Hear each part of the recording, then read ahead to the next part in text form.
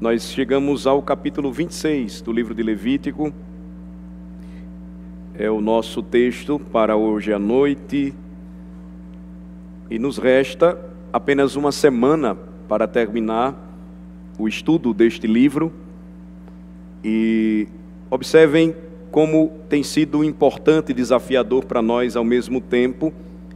Isso nos lembra um pouco o que nós somos enquanto povo de Deus, peregrinos. É natural que, como povo de Deus, experimentemos as mesmas coisas que os nossos antepassados espirituais também já enfrentaram. Momentos ou picos de alegria, exultação, às vezes de abatimento e tristeza, de fé mais fortalecida e às vezes de dúvidas. É interessante como nós percebemos tudo isso estudando um livro da Bíblia, e principalmente quando fazemos isto juntos, estudando livros mais difíceis. O que nós vamos ter na semana que vem, se Deus nos permitir, é aquilo que é o apêndice do livro, o capítulo 27, pois ele vai falar das regras relacionadas aos votos, e o livro vai se encerrar desta maneira, ele vai terminar desta forma. E aí nós percebemos que será certamente uma conclusão adequada diante de tudo que nós caminhamos juntos aqui e aprendemos. Na verdade, desde Êxodo capítulo 20 até Levítico 25, quase não houve nada além de leis, mandamentos dados por Deus e que nós estamos estudando já há um bom tempo.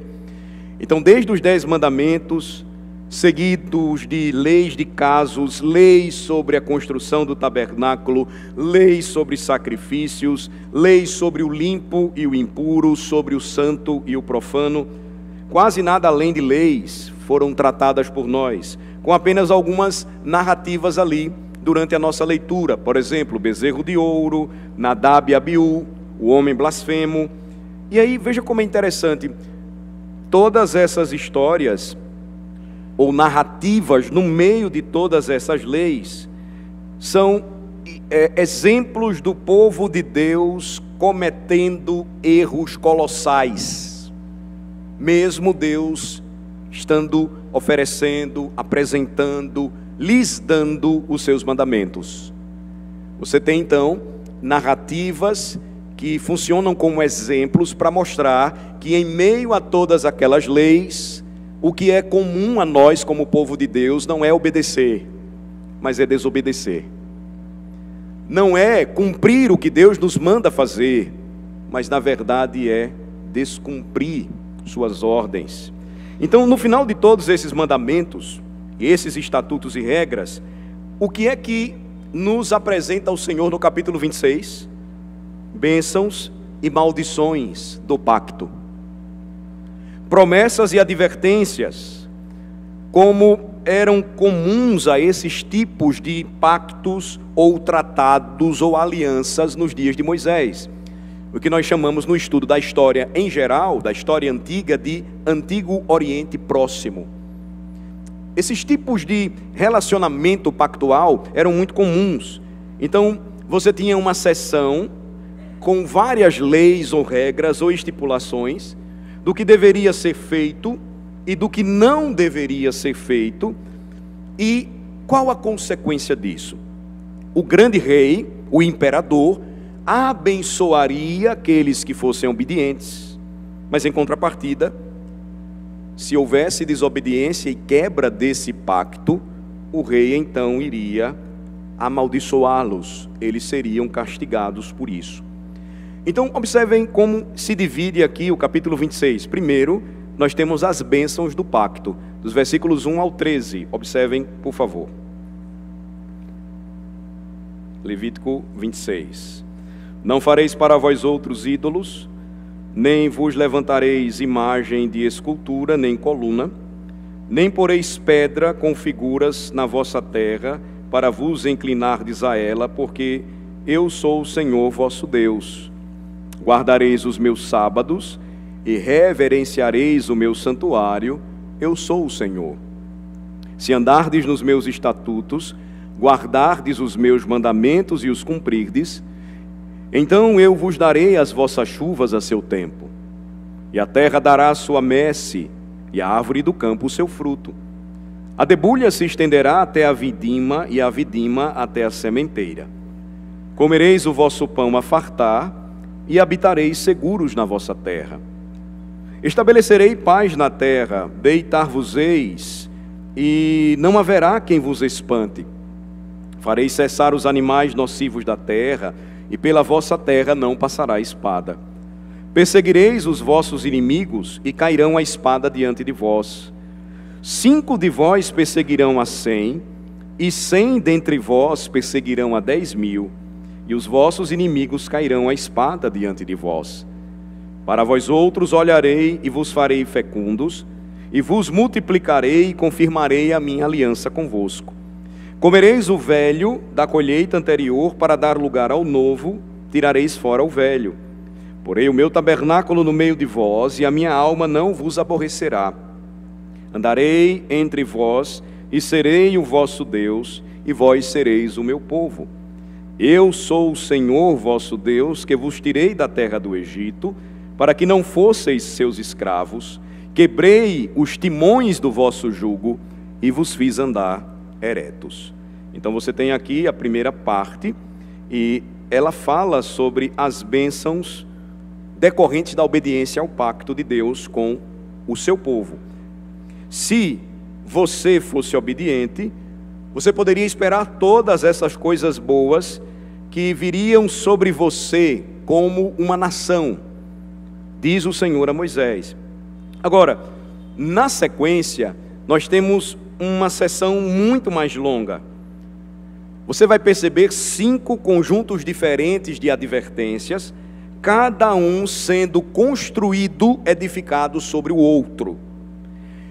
E à medida que nós formos lendo, pense como 5 chances que Deus estava dando a Israel, como um pai poderia dar ao seu filho. E observem que, por vezes, isso não se encaixa bem quando nós falamos de criação de filhos. Ou seja, eu vou dar 5 chances para você, se você me obedecer. Para que você, ou se você não me obedecer, para que você se corrija. Mas na verdade é o que Deus está fazendo aqui. E Ele está fazendo isso, irmãos, porque Ele é gracioso. Ele está fazendo isso porque Ele é misericordioso, porque Ele é longânimo. E Ele diz 5 vezes aqui, então, o que iria acontecer se o povo decidisse desobedecer. Ele iria ser disciplinado e coisas ruins viriam contra ele. Versos 14 a 39, observem. Mas se me não ouvirdes e não cumprirdes todos estes mandamentos, se rejeitardes os meus estatutos e a vossa alma se aborrecer dos meus juízos, a ponto de não cumprir todos os meus mandamentos, violardes a minha aliança, então eu vos farei isto: porei sobre vós terror, a tísica e a febre ardente, que fazem desaparecer o lustre dos olhos e definhar a vida. E semeareis debalde a vossa semente, porque os vossos inimigos a comerão. Voltar-me-ei contra vós outros, e sereis feridos diante de vossos inimigos. Os que vos aborrecerem, assenhorear-se-ão de vós e fugireis, sem ninguém vos perseguir. Se ainda assim com isto não me ouvirdes, tornarei a castigar-vos 7 vezes mais por causa dos vossos pecados. Quebrantarei a soberba da vossa força, e vos farei que os céus sejam como ferro, e a vossa terra como bronze. Debalde se gastará a vossa força, a vossa terra não dará sua messe, e as árvores da terra não darão seu fruto. E se andardes contrariamente para comigo, e não me quiserdes ouvir, trarei sobre vós pragas 7 vezes mais, segundo os vossos pecados. Porque enviarei para o meio de vós as feras do campo, as quais vos desfilharão e acabarão com o vosso gado, e vos reduzirão a poucos, e os vossos caminhos se tornarão desertos. Se ainda com isto não vos corrigirdes para volverdes a mim, porém andardes contrariamente comigo, eu também serei contrário a vós outros, e eu mesmo vos ferirei 7 vezes mais, por causa dos vossos pecados. Trarei sobre vós a espada vingadora da minha aliança, e então, quando vos ajuntardes nas vossas cidades, enviarei a peste para o meio de vós, e sereis entregues na mão do inimigo. Quando eu vos tirar o sustento do pão, 10 mulheres cozerão o vosso pão num só forno, e vô-lo entregarão por peso. Comereis, porém não vos fartareis. Se ainda com isto me não ouvirdes, e andardes contrariamente comigo, eu também, com furor, serei contrário a vós outros, e vos castigarei 7 vezes mais por causa dos vossos pecados. Comereis a carne de vossos filhos e de vossas filhas. Destruirei os vossos altos e desfarei as vossas imagens do sol, e lançarei o vosso cadáver sobre o cadáver dos vossos deuses. A minha alma se aborrecerá de vós. Reduzirei as vossas cidades a deserto, e assolarei os vossos santuários, e não aspirarei o vosso aroma agradável. Assolarei a terra, e se espantarão disso os vossos inimigos que nela morarem. Espalhar-vos-ei por entre as nações, e desembainharei a espada atrás de vós. A vossa terra será assolada, e as vossas cidades serão desertas. Então a terra folgará nos seus sábados, todos os dias da sua assolação, e vós estareis na terra dos vossos inimigos. Nesse tempo a terra descansará e folgará nos seus sábados. Todos os dias da assolação descansará, porque não descansou nos vossos sábados, quando habitáveis nela. Quanto aos que de vós ficarem, eu lhes meterei no coração tal ansiedade nas terras dos seus inimigos, que o ruído de uma folha movida os perseguirá. Fugirão como quem foge da espada, e cairão sem ninguém os perseguir. Cairão uns sobre os outros como diante da espada, sem ninguém os perseguir. Não podereis levantar-vos diante dos vossos inimigos. Perecereis entre as nações, e a terra dos vossos inimigos vos consumirá. Aqueles que dentre vós ficarem serão consumidos pela sua iniquidade nas terras dos vossos inimigos, e pela iniquidade de seus pais com eles serão consumidos. Então você tem aqui a descrição das maldições do pacto, e observem que 5 chances são dadas, e à medida em que o povo, ao invés de se arrepender, enrijece a sua cerviz, o seu pescoço, endurece o seu coração, elas se agravam ainda mais. Vocês perceberam a que ponto chegaria o juízo de Deus pela desobediência do povo? Eles passariam fome de tal maneira que comeriam seus próprios filhos e as suas próprias filhas. Você se pergunta, será que isso é possível? A história comprova que sim. Será que isso de fato é real? A história mostra que isso de fato aconteceu. Agora, observem, nós vamos perceber que existem muitas notícias ruins, e nós acabamos de lê-las, mas como termina o capítulo 26? Com uma esperança revelada pelo Senhor, caso o povo voltasse atrás e se arrependesse. Versos 40 a 46. Mas se confessarem as suas iniquidades e a iniquidade de seus pais, da infidelidade que cometeram contra mim, como também confessarem que andaram contrariamente para comigo, pelo que também fui contrário a eles e os fiz entrar na terra dos seus inimigos, se o seu coração incircunciso se humilhar e tomarem eles por bem o castigo da sua iniquidade, então me lembrarei da minha aliança com Jacó, e também da minha aliança com Isaque, e também da minha aliança com Abraão, e da terra me lembrarei. Mas a terra, na sua assolação, deixada por eles, folgará nos seus sábados, e tomarão eles por bem o castigo da sua iniquidade, visto que rejeitaram os meus juízos, e a sua alma se aborreceu dos meus estatutos. Mesmo assim, estando eles na terra dos seus inimigos, não os rejeitarei, nem me aborrecerei deles, para consumi-los e invalidar a minha aliança com eles, porque eu sou o Senhor, seu Deus. Antes, por amor deles, me lembrarei da aliança com os seus antepassados, que tirei da terra do Egito, à vista das nações, para lhes ser por Deus. Eu sou o Senhor.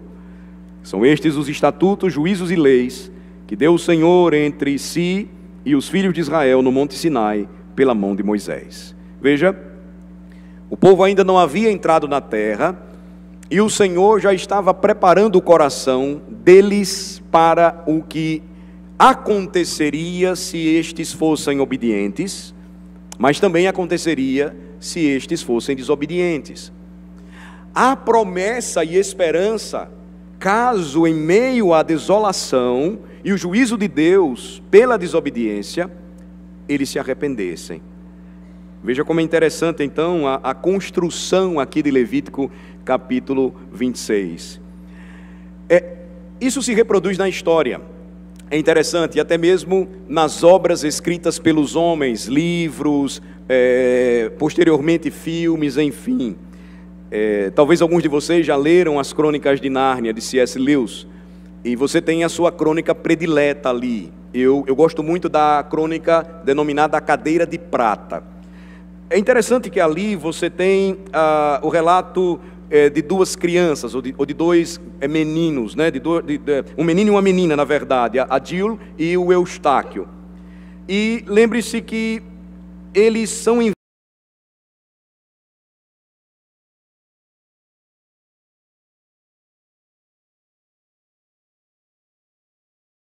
o grande Aslan, que é aquele grande, impressionante leão, ele vai dar a Jill, porque Eustáquio, por um momento, ele se foi, e a missão envolveria 4 regras. Essas 4 regras, elas continham 4 sinais. Ele vai, então, entregá-los, chamando aquela moça, aquela menina, a obedecer os sinais, para que tudo corresse bem. Então o que foi que Aslan fez? Abre aspas. Ele vai dizer para ela: estes são os sinais pelos quais eu guiarei você em sua jornada. O primeiro deles: assim que o garoto Eustáquio pisar em Nárnia, ele vai encontrar um velho e querido amigo. Ele deve cumprimentá-lo imediatamente. Se ele fizer isso, ele terá uma boa ajuda. Segundo sinal: você vai viajar para fora de Nárnia, para o norte, e vai chegar em uma cidade em ruínas dos gigantes antigos. Terceiro: você encontrará uma escrita em uma pedra naquela cidade em ruínas, e você deverá fazer o que está escrito ali.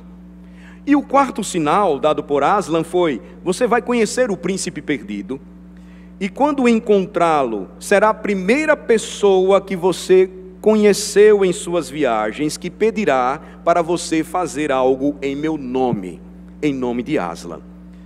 Se você já leu a história, você vai perceber que o alerta então do grande leão, aquela garota, é: não se esqueça destes sinais. É um aviso de Aslan. E certamente há algo aqui interessante na obra de C.S. Lewis, embora não envolva uma boa teologia do pacto, mas que fez com que ele pensasse nestes 4 sinais como um tipo de analogia à maneira como o Senhor na Bíblia ensina seu povo a viver, como as coisas devem funcionar na vida do povo do pacto, do povo de Deus. Esses 4 sinais seriam como 4 mandamentos para aqueles meninos, para Eustáquio e Jill. Eles funcionaram como uma espécie de aliança entre o grande leão e eles. Bênçãos caso eles obedecessem, mas maldições caso desobedecessem. E aí, na seguinte página da obra, o que é que acontece? O que é que vai ocorrer? Ela não vai lembrar daqueles sinais. Ela não vai prestar atenção, por exemplo, no que Aslan disse: olhe, lembre-se dos sinais. Ao acordar, diga-os para você. Ao se deitar, faça a mesma coisa. Se você acordar à meia-noite, diga, repita-os, para que você não esqueça. Nos lembra Deuteronômio 28, por exemplo, nos lembra Levítico 26. E aí como é que termina tudo? Algumas coisas estranhas poderiam acontecer com eles quando eles estivessem então chegando no lugar de sua jornada. O ar poderia ficar pesado, e ficando pesado, eles esqueceriam daquilo que foi dito por Aslan. Os sinais aprendidos não seriam facilmente lembrados.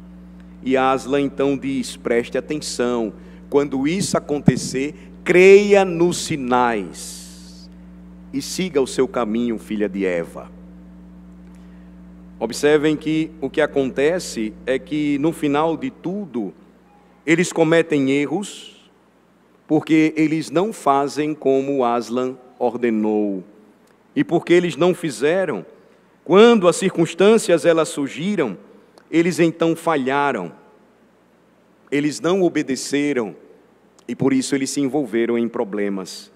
Os sinais deveriam ser lembrados, infelizmente, eles não atenderam às ordens dadas por aquele grande e maravilhoso leão. Se você perceber, as outras histórias que nós lemos também, elas sempre falam sobre algo semelhante. E por vezes as pessoas, elas reclamam, irmãos, sobre regras que as religiões impõem contra os homens. Em geral, elas dizem: eu tenho um relacionamento com Deus, mas eu não tenho uma religião, porque religião sempre fala sobre mandamentos, fala sobre regras. Mas cada pessoa que você vai conhecer nesta vida, ela vai estabelecer algum tipo de padrão para a sua vida, porque ela crê em determinadas regras. Elas vão viver esse padrão. Por exemplo, eu trabalho duro, eu faço isso todos os dias, eu não me contento com menos, eu sempre busco o melhor, eu procuro agarrar os meus sonhos para que eles se tornem realidade. Não é este o padrão de muita gente no mundo hoje? O homem, então, dos nossos dias vai dizer que não segue a religião porque ela impõe regras, mas ao mesmo tempo vive no mundo onde há uma imposição constante de regras sobre eles. Pode ser, não use drogas, pode ser, não fume, não faça sexo antes do casamento e as coisas darão certo. Ou pode ser algo mais comum: acredite em si mesmo, encontre a verdade que está em você. É um outro tipo de regra. Os homens não conseguem viver sem aderir a algum tipo de mandamento em busca de uma vida plena e feliz. O que é que Deus faz então em sua palavra, irmãos? Vai nos ensinar que a Bíblia tem as regras de Deus para a vida. Em que elas se baseiam? Elas se baseiam no caráter santo do nosso Deus, que nos ensina que viver do jeito de Deus é o caminho da bênção para a humanidade, mas que desviar-se de seus mandamentos é o triste caminho da maldição. Então, quando você olha para o início de Levítico 26, você deve observar, antes de tudo, a lei de Deus aqui sendo resumida. Deus vai nos ensinar, irmãos, que existem 3 elementos importantes para que essa aliança, este pacto, se mantenha entre nós e o nosso Deus que nos salvou. O primeiro deles é a adoração.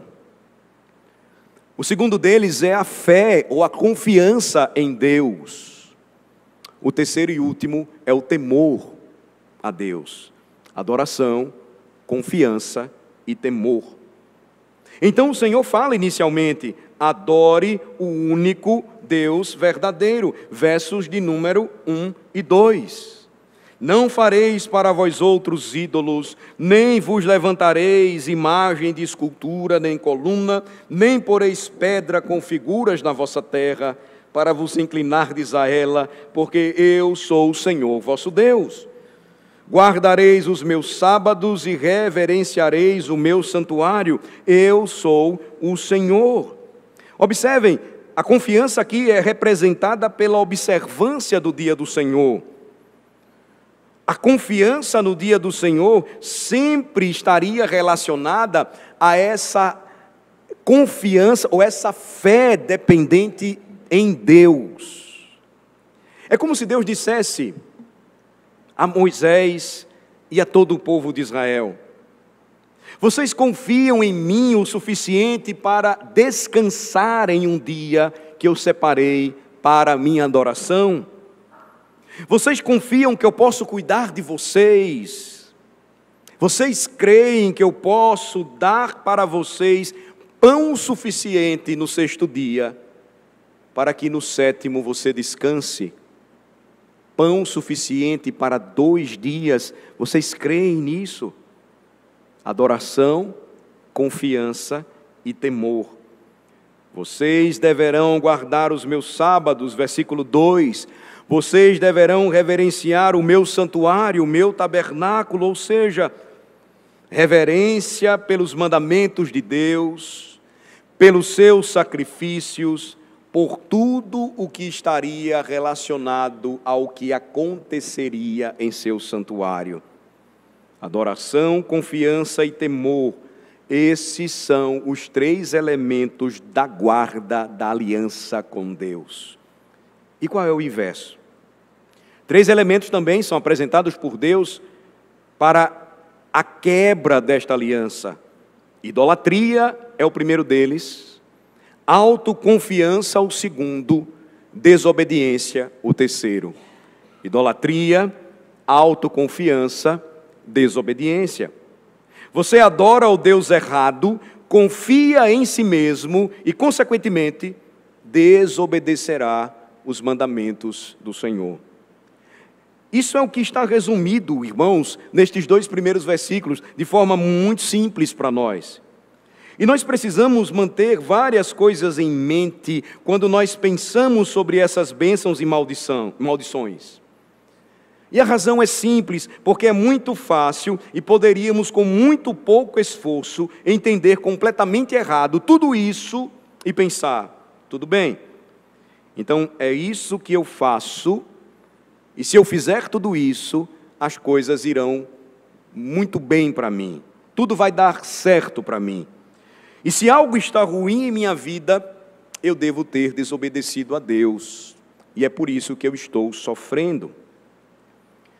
Levítico 26 não está dizendo isso para nós. E nós precisamos manter várias coisas em mente quando pensamos sobre este assunto muito importante para a vida do povo de Deus. Bênçãos e maldições que são reveladas nas Escrituras do Antigo Testamento. Primeiro, lembre-se de que as bênçãos e maldições reveladas aqui não eram para a redenção do povo, mas deveria ser uma resposta do povo à sua redenção.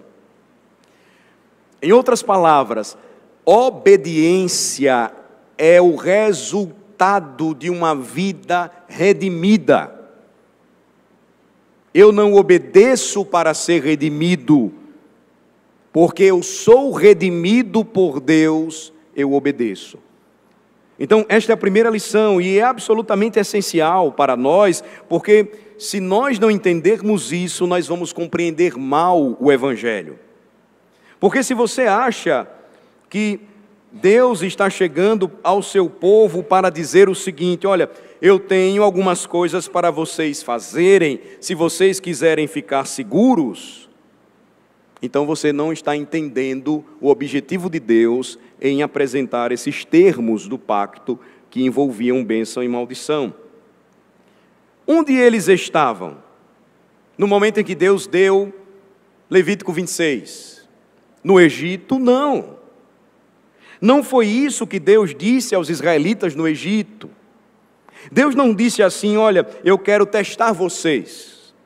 Quero ver se vocês obedecem aos meus mandamentos. E se vocês forem obedientes, eu vou salvá-los. Foi isso que Deus disse? Não. Deus disse: eu sou o Senhor teu Deus, que te tirei da terra do Egito, da casa da servidão. Ele simplesmente atendeu o clamor do povo e foi libertá-lo. Foi o que ele fez. Se tivesse sido o contrário, se Deus quisesse testar o povo E se este povo obedecesse e libertá-lo, ele estaria justificando um povo através das suas obras. Ele estaria estabelecendo salvação pelas obras. Isso seria legalismo, seria salvação pela obediência da lei. Mas Deus não está ensinando isso aqui. Lembrem-se, irmãos, Deus está falando para um povo que já havia sido salvo. Os termos da aliança não foram dados para qualquer um. Eles estavam sendo dados para o povo que foi liberto da sua escravidão pelo Deus Salvador. Era para um povo que já estava em aliança com o seu Deus. Então, essa primeira verdade, ela precisa estar bem clara para nós. O capítulo 26 não é um capítulo sobre como ser salvo. O capítulo 26 nos ensina como o crente deveria viver uma vida feliz e abençoada como um povo que foi salvo por Deus. Segundo lugar, essas bênçãos foram dadas corporativamente e não de maneira individual. Isso vai ajudar você a entender algo interessante. Veja que essas promessas para o povo de Israel, elas foram dadas em grande escala. Porque o que iria acontecer dentro desta nação?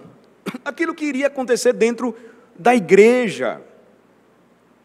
Pessoas ainda iriam sofrer.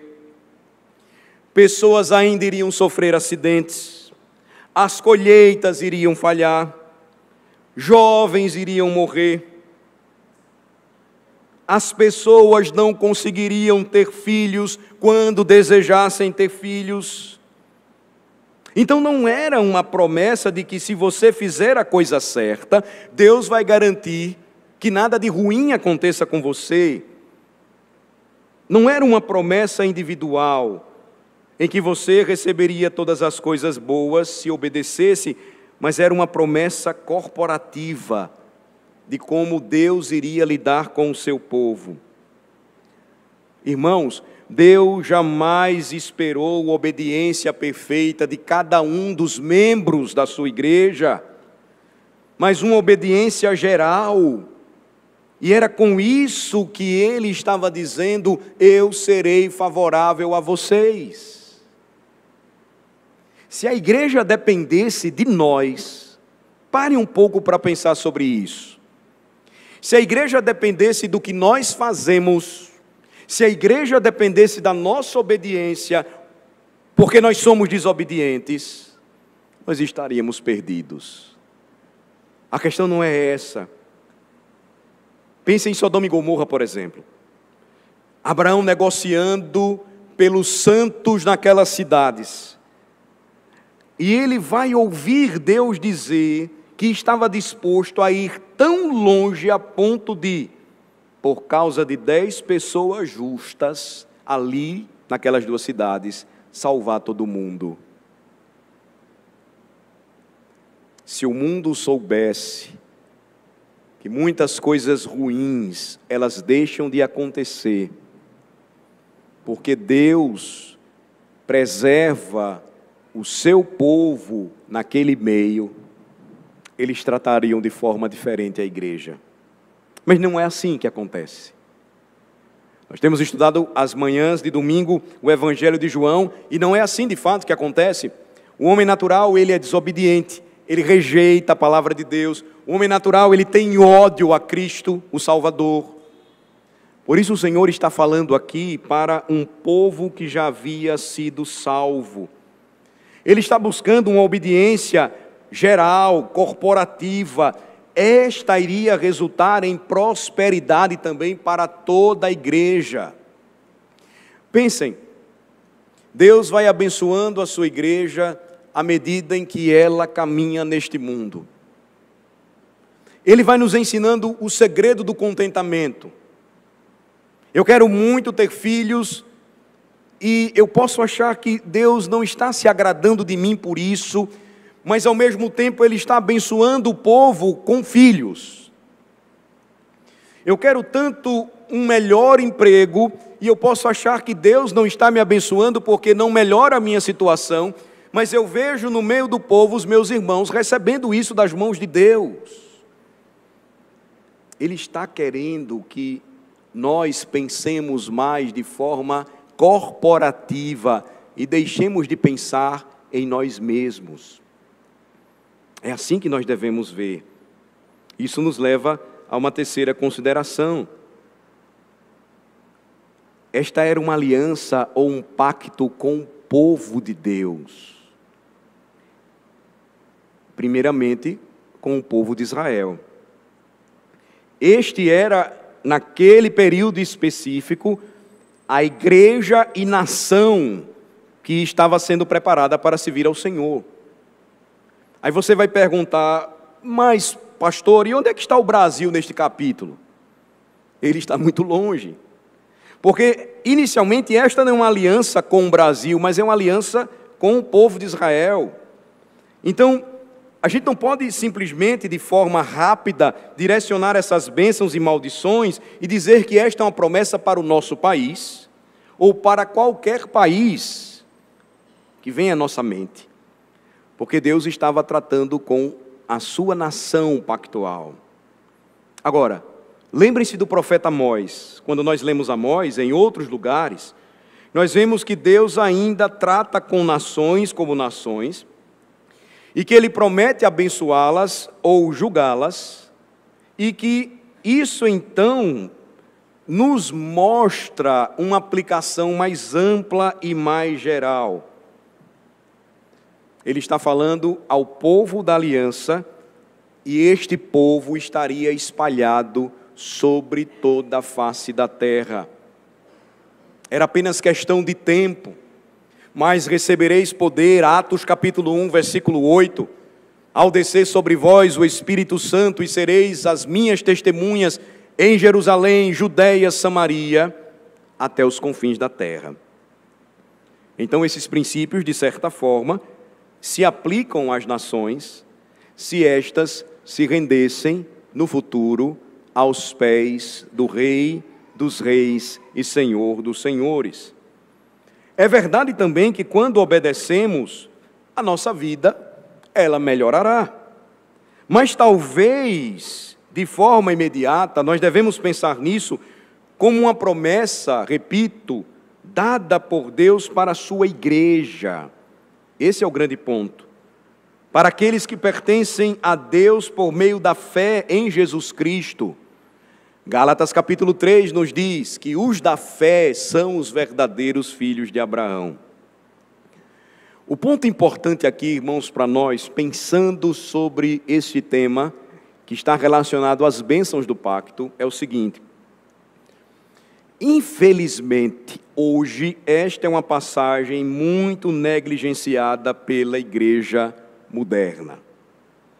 A negligência vem em parte da influência do pietismo, mais uma vez, porque todas as bênçãos prometidas aqui, elas são temporais. O que é que o pietismo vai pregar? Nós não temos nada aqui. As bênçãos que nos aguardam, elas são eternas. E por isso, nada pode ser aproveitado aqui quando nós lemos o Antigo Testamento. A consequência disso foi um desprezo muito grande a algo que o Senhor queria dar para o seu povo. Porque essas bênçãos têm a ver com o tempo e não com a eternidade, com a história e não com a alma dos homens, o pietismo então fez questão de rejeitar tudo isso. Mas essa passagem, irmãos, declara a preocupação, o cuidado de Deus com o tempo e com a história. A Bíblia diz que Ele é o Senhor do tempo. A Bíblia também diz que Ele é o Senhor da história. Então, para aqueles que estão interessados apenas no céu, esses versículos, a lei de Deus, se tornam desagradáveis, de alguma forma, invalidados. Mas negligenciar o tempo e a história não é bíblico. É incrível o quão longe alguns vão para separar Deus dos assuntos temporais. Alguns evangélicos proeminentes, por exemplo, no tempo em que estourou uma terrível doença sexualmente transmissível chamada AIDS, chegaram ao ponto de negar que não seria uma maldição enviada por Deus contra o homem. Mas nós deveríamos chamá-la de bênção, então? O Senhor ainda continua a julgar as nações. Ou você negaria que a pandemia, recentemente vinda contra o mundo, não foi um juízo de Deus contra as nações que se esqueceram dele? Veja, isso é muito sério, porque nos lembra que, se você tem essas verdades em mente, você começa a olhar de forma diferente para esse capítulo. Você começa a perceber, por exemplo, que aqui nós temos um resumo de tudo isso. Quando você chega nos versículos 3 a 13, onde estão as bênçãos, veja em resumo como seria boa a vida do povo de Deus se caminhassem em obediência. Eles teriam chuva, eles teriam colheita, eles teriam segurança. Uma colheita seria tão boa que levaria a outra colheita ainda melhor. Eles teriam descanso da oposição de seus inimigos. Eles estariam seguros dos ataques de animais selvagens. Eles seriam vitoriosos contra os seus oponentes. Eles teriam muitos filhos, muita comida, muitas coisas que tornariam a vida do povo de Deus extremamente agradável. Mais uma vez, repito o que disse de manhã. Primeiro, a Bíblia, nós devemos estudá-la. Como presbiterianos, estudá-la, tomando por segundo lugar os nossos padrões de fé. Terceiro lugar, não desprezando a história. A história comprova que as nações que abraçaram a fé evangélica foram ricamente abençoadas por anos e anos. Ainda hoje colhem os seus frutos. Mas certa vez um amigo meu foi visitar Genebra e, chegando no monumento aos reformadores, onde tem Beza, Knox, Calvino e Farel, ele então foi dizer que maravilha, tudo isso foi resultado da reforma protestante. E o guia que estava com eles disse: reforma protestante? Nada disso. Não foi nada a ver com eles. A negação da história. A negação de que a pregação do Evangelho sempre trará benefícios temporais para os homens, para a igreja, enquanto peregrina, em meio às suas lutas.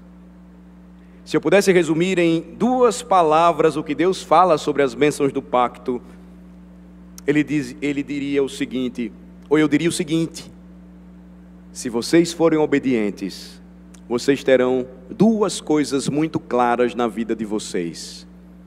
Vocês terão paz e vocês terão prosperidade. Se vocês forem obedientes, conforme as profecias de Isaías, suas espadas serão transformadas em arados, suas lanças em foices. Vocês poderão esperar o momento em que o lobo se deitará com o cordeiro e todos se sentarão como amigos debaixo de sua própria videira e de sua própria figueira. Todos vocês terão uma bela casa, terão bastante comida na mesa, terão filhos e filhas, terão netos e netas. A vida de vocês será pacífica e próspera. Vocês terão paz, segurança, fartura e proteção. E por que Deus estava dizendo isso? Porque são anseios da alma humana e não é pecado. Cada um de nós deseja paz. Cada um de nós deseja segurança. Cada um de nós deseja fartura e deseja proteção.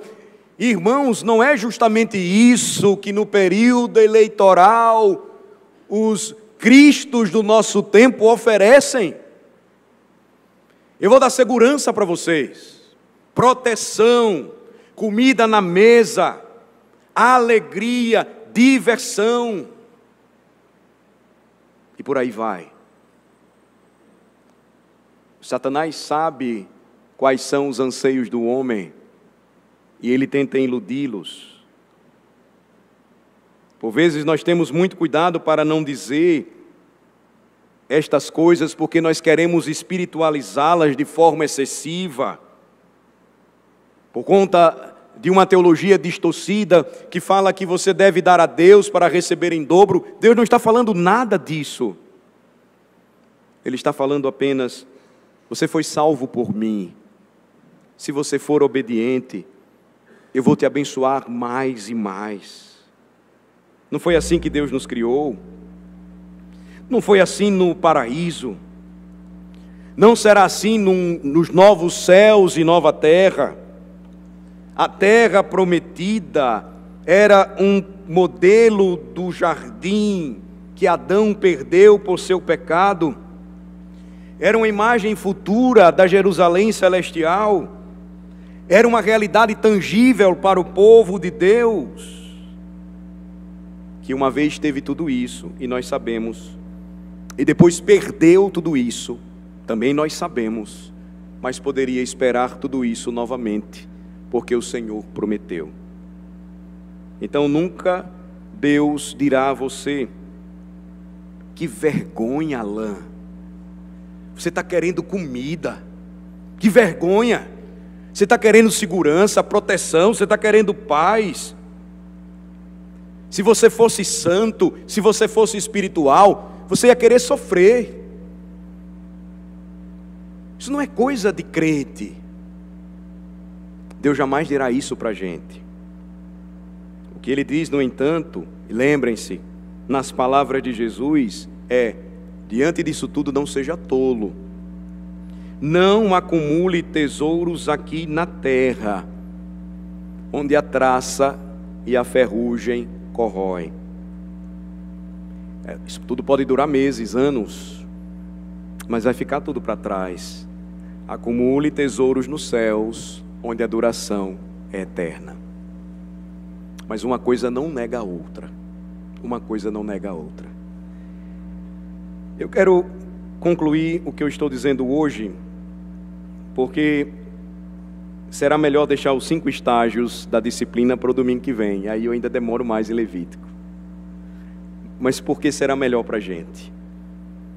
Veja que a principal bênção, ela está nos versículos 11 e 12. Olhem comigo, por favor. Isso aqui chama a nossa atenção. Porei o meu tabernáculo no meio de vós, e a minha alma não vos aborrecerá. Em outras palavras, eu não irei abominá-los. Andarei entre vós, e serei o vosso Deus, e vós sereis o meu povo. Todas essas bênçãos pactuais, toda a paz e prosperidade prometidas, encontrariam o seu cerne, ou o cerne delas estaria nos versículos 11 e 2. Porei o meu tabernáculo no meio de vós, e a minha alma não vos aborrecerá. Andarei entre vós e serei o vosso Deus, e vós sereis o meu povo. A pergunta é simples. Talvez eu tenha argumentado muito com você nesta noite, e você ainda diga assim: tudo bem, pastor, mas eu ainda acredito que isso não se aplica para mim. Mas eu tenho um argumento ainda maior. Você não pode negar que os versículos 11 e 12, esta preciosa promessa do pacto, ela permaneceria. Como assim? E o Verbo habitou entre nós, cheio de graça e de verdade. O que é que acontecia no tabernáculo, nos dias de Moisés, quando o Senhor aceitava o sacrifício? No dia da expiação, quando uma vez por ano o sumo sacerdote entrava no Santo dos Santos, a glória do Senhor descia no meio do povo. Esta promessa não ficaria apenas em Levítico 26, mas ela se estenderia e alcançaria pleno cumprimento em Jesus Cristo. E vimos a sua glória, glória como do unigênito do Pai. A promessa que começa aqui, estende o seu fio de ouro por toda a Escritura e chega até Apocalipse 21. Foi a promessa lida no último ofício fúnebre desta igreja, de um irmão que partiu para receber das mãos do Senhor esta promessa. Apocalipse 21, por favor.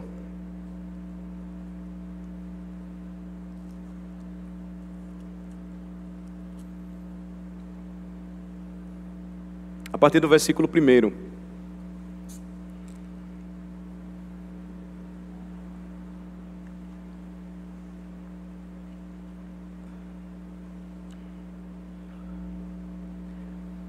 Vi novo céu e nova terra, pois o primeiro céu e a primeira terra passaram e o mar já não existe. Vi também a cidade santa, a nova Jerusalém que descia do céu, da parte de Deus, ataviada como noiva adornada para o seu esposo. Então, ouvi grande voz vinda do trono, dizendo: eis o tabernáculo de Deus com os homens. Deus habitará com eles. Eles serão povos de Deus, e Deus mesmo estará com eles. E lhes enxugará dos olhos toda lágrima, e a morte já não existirá. Não haverá luto, nem pranto, nem dor, porque as primeiras coisas já passaram. E aquele que está sentado no trono disse: eis que faço novas todas as coisas, e acrescentou: escreve, porque estas palavras são fiéis e verdadeiras. Disse-me ainda: tudo está feito. Eu sou o Alfa e o Ômega, o princípio e o fim.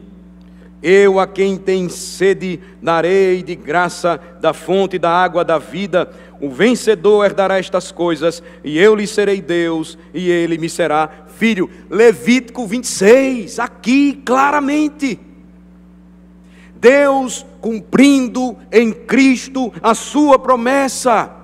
Ele, o Deus vivo, habitou carnalmente, quando se fez homem entre o seu povo, no meio de seu povo. Ele, após triunfantemente ressuscitar da morte, continuou a fazer a mesma coisa, a cumprir a sua promessa e dizer: quando vocês se reúnem para adorar o Pai, eu estou no meio de vocês, declaro os louvores a Deus e não tenho vergonha de chamá-lo de irmãos. Nele, Jesus Cristo, observem, as promessas e as bênçãos dadas para um povo salvo, elas são reveladas aqui. Um novo céu e uma nova terra. É a promessa do pacto, mais uma vez reiterada na Escritura, em seu último livro. A promessa da habitação de Deus com o seu povo. A mesma declaração pactual do versículo 12 de Levítico 26. Eles serão povos de Deus, e Deus mesmo estará com eles. Ou seja, eu serei o seu Deus, e vocês serão o meu povo. Quais as bênçãos do pacto para aqueles que fossem fiéis e esperassem no Senhor? Ter os seus olhos enxutos das lágrimas, da luta e do sofrimento. Lembrem-se, a revelação do Apocalipse foi dada para uma igreja perseguida no primeiro século da era cristã. A ausência da morte, porque ela não mais irá existir. Consequentemente, a ausência do luto, porque ninguém mais iria perder alguém amado. A ausência do pranto e da dor, porque as primeiras coisas iriam passar.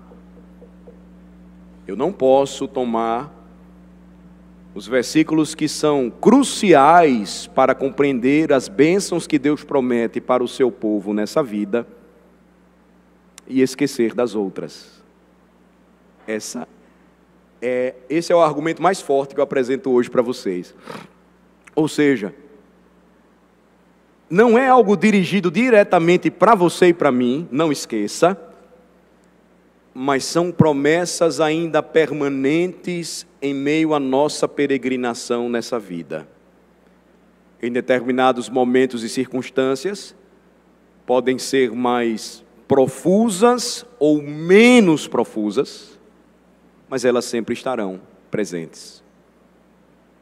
Em meio a toda a nossa peregrinação, o Senhor também nos ensinará o contentamento. E Ele também sempre nos ensinará que o caminho da obediência é o caminho abençoador para o povo de Deus. No final, e eu vou deixar para depois, você vai perceber que as maldições também estão presentes. No versículo 8, claramente, ficariam de fora todos aqueles que fossem desobedientes à aliança.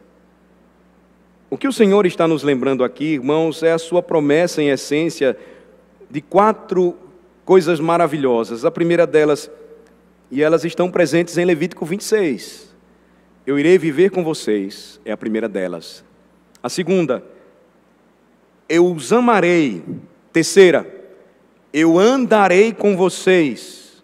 Quarta, eu pertencerei a vocês como vocês pertencem a mim.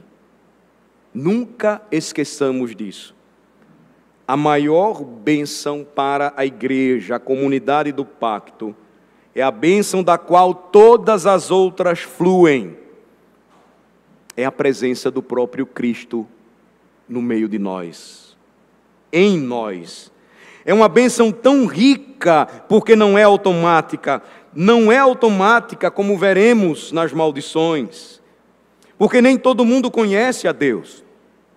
Nem todo mundo pertence a Ele. Nem todas as pessoas têm Cristo ao seu lado. Agora, veja, como isso é muito controverso, os homens não gostam de ouvir isso, mas as bênçãos do pacto não fazem sentido se você pensa que Deus está com todos, Deus ama todos, Deus gosta de todos e que Deus anda com todos. Não. Esta é uma bênção específica para um povo específico. Eu quero encerrar lendo com vocês Efésios capítulo 2, por favor. Efésios capítulo de número 2. Lembrem-se do que Paulo disse aos Efésios. Eles eram estrangeiros. Deus não era o seu Deus. Eles eram estranhos para Ele. Ter um relacionamento com Deus é uma bênção graciosa. Não é um direito inalienável do homem. É graça. Graça somente. Verso 11, Efésios 2. Portanto, lembrai-vos de que outrora, vós gentios na carne, chamados incircuncisão por aqueles que se intitulam circuncisos na carne por mãos humanas. Naquele tempo, notem, estáveis sem Cristo, separados da comunidade de Israel, estranhos às alianças da promessa, não tendo esperança e sem Deus no mundo. Era assim que vivíamos antes de conhecermos a Jesus Cristo. Verso 13. Mas agora em Cristo Jesus, vós que antes estáveis longe, fostes aproximados pelo sangue de Cristo, porque Ele é a nossa paz, o qual de ambos fez um, e tendo derribado a parede da separação que estava no meio a inimizade, aboliu na sua carne a lei dos mandamentos em forma de ordenanças, para que dos dois criasse em si mesmo um novo homem, fazendo a paz. E reconciliasse ambos em um só corpo com Deus, por intermédio da cruz, destruindo por ela a inimizade. E vindo, evangelizou: a paz a vós outros que estáveis longe, paz aos que estavam perto. Porque por ele ambos temos acesso ao Pai em um Espírito. Assim, já não sois estrangeiros e peregrinos, mas concidadãos dos santos, e sois família de Deus, edificados sobre o fundamento dos apóstolos e profetas, sendo ele mesmo Cristo Jesus a pedra angular, no qual todo edifício bem ajustado cresce para santuário dedicado ao Senhor, no qual também vós juntamente estáis sendo edificados para a habitação de Deus no Espírito. As bênçãos prometidas em Levítico 26, sendo reais e experimentadas pelo povo de Deus ainda hoje. Cristo vem e nos traz a paz. Cristo vem e nos faz prósperos. Como é que Paulo começa escrevendo aos Efésios, bendizendo ao Senhor, após a sua saudação e apresentação: bendito Deus e Pai do nosso Senhor Jesus Cristo, que nos tem abençoado com toda sorte de bênção espiritual nas regiões celestiais em Cristo Jesus. Desta bênção fluem as demais. Isso é inegável no meio do povo pactual de Deus. Então nunca se envergonhe de orar e pedir a Deus por estas bênçãos. Nunca se envergonhe de se alegrar quando o Senhor, por sua vontade, o abençoa. Nunca sinta inveja quando você vê o seu irmão prosperar e Deus o abençoar. Tendo esse conceito, Deus abençoa o seu povo. E em determinado momento pode ser você, em outro momento pode ser o seu irmão, e assim por diante. Mas todos são objetos da principal e maior de todas as bênçãos. Ser membro do povo do pacto é algo gracioso que nos concedeu o Senhor através do seu Filho Jesus Cristo. Quem merecia isso? Ninguém. Não é um direito inalienável, repito, mas uma bênção graciosa que Deus nos deu, mas também deu para os nossos filhos. Se a gente vive nessa vida, se nós caminhamos nesse mundo sem perceber ou entender isso, nós vamos deixar de experimentar grandes e preciosas bênçãos que Deus promete para nós. E Ele vai nos ensinar a entender isso e administrar isso da melhor maneira possível, se nós entendermos que tudo isso deve redundar para a sua glória, porque dele e por meio dele, e para ele são todas as coisas, a ele pois a glória eternamente. Amém. Senhor, te bendizemos o nome, te agradecemos mais uma vez por tua preciosa palavra, e mais uma vez, ó Senhor Deus, te agradecemos pelo privilégio de caminharmos por toda a Escritura e passarmos por livros desafiadores e, de fato, difíceis para a nossa compreensão. Mas como é precioso para nós perceber que a revelação das Tuas palavras nos dá esclarecimento, Senhor. E as páginas do Novo Testamento, elas se tornam mais vivas, as doutrinas mais reais, fortalecidas para nós, quando nós percebemos que o Senhor preparou tudo para que hoje o teu povo experimentasse e gozasse das mesmas bênçãos. A principal delas, desfrutar da presença do Senhor, do fato de que Cristo habita entre nós, de que nós somos o seu templo, e de que Ele é o nosso Deus, e nós somos o seu povo do pacto. Ó Senhor, abençoa e nos dá sempre um coração agradecido por saber que tudo aquilo que o Senhor nos concede neste mundo, de forma temporal, é apenas uma imagem, assim como seria Canaã para o povo de Israel, de algo maior e melhor que o Senhor tem preparado para nós. Uma cidade santa, ruas de ouro, com grandes e preciosas joias, nações e reinos se submetendo a Cristo, um povo pacífico e próspero, porque encontrou finalmente a verdadeira e última paz, e esta será para todos sempre. Em nome de Jesus oramos. Amém.